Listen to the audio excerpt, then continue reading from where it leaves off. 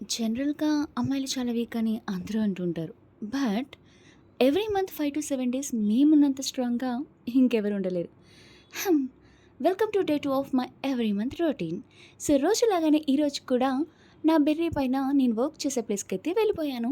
So మరి వచ్చిన తర్వాత మనకి ఎంత హెల్త్ ఇష్యూస్ ఉన్నా, ఎన్ని ప్రాబ్లమ్స్, ఎన్ని గొడవలు, ఎన్ని ఏడుపులు, ఎన్ని బాధలు, ఎన్ని భయాలున్నప్పటికీ కూడా మనం ఒక ప్లేస్‌కి వెళ్ళాము అంటే అక్కడ మన ఫేస్ పైన స్మైల్ అస్సలు పోకూడదు.